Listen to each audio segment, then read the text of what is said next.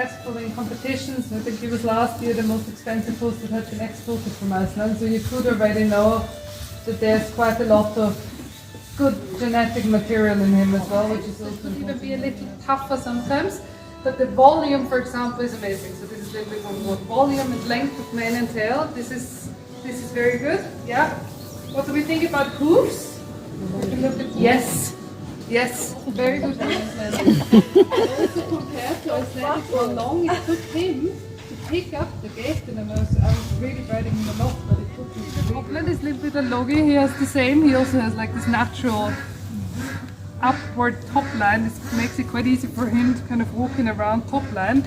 His back, his proportion of the back is also good. He's not too long. He's quite good to sit on. He has naturally a bit of a high hind leg. This is not gonna level, so this is gonna stay a bit like that.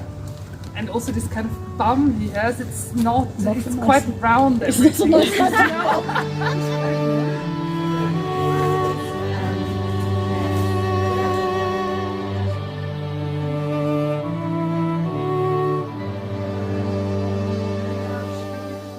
Straighter down, so we don't have this nice round bum we say, but it's a bit more square, a bit straighter. When we look at the neck as well, it's not as highly raised, so she's a bit more of a line in general. So this is like the really good pacers. They need to have this natural kind of length in them to then quickly stiffen up and lengthen a little bit for the pace. So it turns like we saw in the video, the horse is up and round in the neck, and in the pace they're stretching and then they're to really kind of. That's 8.5. Road pins. Because this is what they don't want. They don't want to put in, or they don't put in road pins in English shoes. They're flat. Studs. Studs, yeah. This is what you want on both shoes. 2 studs in the front and in the back. Both? Yeah. Yeah. Because of stability. Yeah, exactly. I got the Pro. She's got the Pro now. That might be good for her. You're coming down very soon. With him, like we said, on the young horses, kind of opening them a bit higher in the neck so that they really know that now I'm in tilt. What he has naturally, he has the best feet out of all of them. So you can see that he's really kind of pushing me in the saddle, but in a very comfortable way. Stretch a bit in trot here, push a bit forward.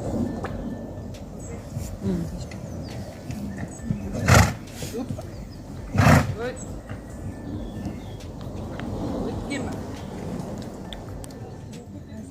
So I don't stay in the gate for too long, but he, for example, compared to the other two, has naturally a bit of a higher leg lift and a feeling for tilt feet.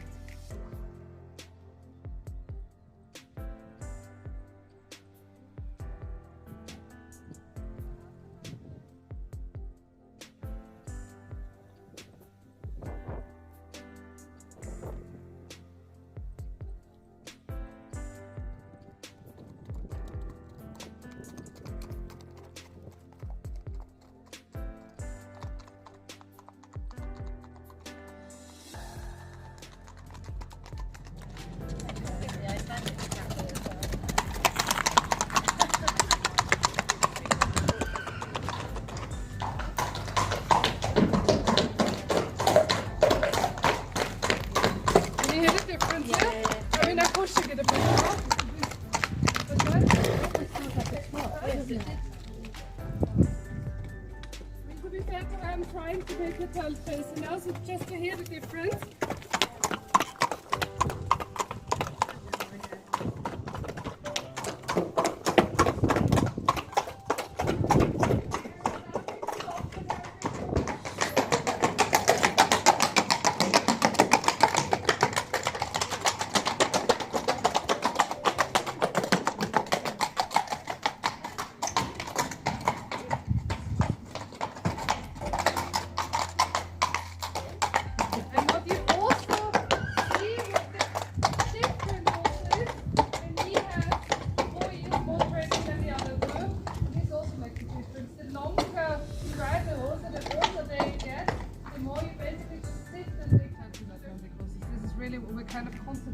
We're constantly working on finding this perfect balance in the third, so that this balance aspect from last time, we're kind of now starting to bring that into the gates. Back to the third, the smoother we are in the saddle, so that we're really sitting smooth and nicely in the saddle. And when we hear that it's a bit, or when we feel it's a bit bumpy, and when we hear the horses are sometimes getting a bit stiff, then we just start to kind of react to that a bit.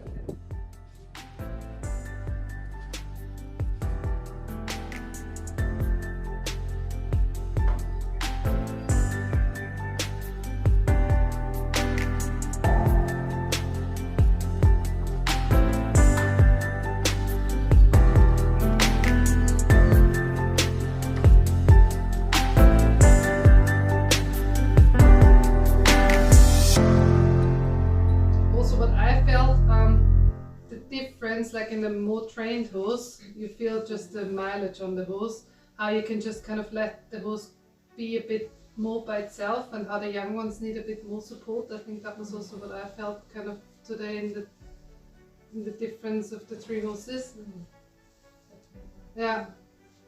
But it's kind of, I love this process of training actually, and kind of always finding this balance. I mean, this is like the most enjoyable thing, when you feel that the horse is a bit stiff, and then you can start to ride an exercise, and then you get this really good beat, and then you lose it again a little bit, and then you're working on it again. I think what's important is that even when we ride and we feel like we have 10 good steps, it's totally normal that we then have 50 steps that are not so good come so that we kind of don't pressure ourselves that we always have to ride everything in the complete correct way and in the exact beat, and that it's natural and normal to lose it, to find it, to lose it, to find it. And this is actually a lifelong process of always working in this search for the good beat and for the perfect tilt.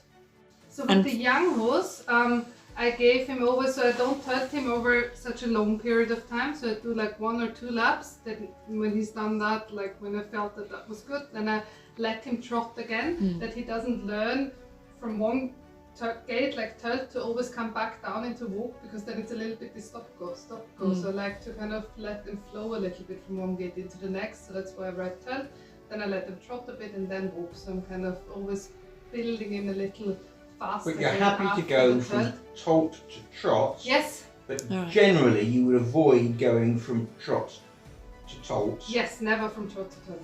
Right. But the exception being if the horse you were telling it to tolt, it dropped into trot, you might try and get it back. Yes, exactly. But not a proper, just sort of a correction, but not a gate change. Yes, exactly. Yeah, that's exactly it. Yeah. And from canter you'd go to trot and then to walk. Yeah, trot to walk. Forget or you can tolt. Also from canter to tilt you can also do. Oh, right. So the only transition that's not allowed is trot up to tilt. But coming down the gears, you're all right. Coming down in the gears is okay. Okay, right, I've got that.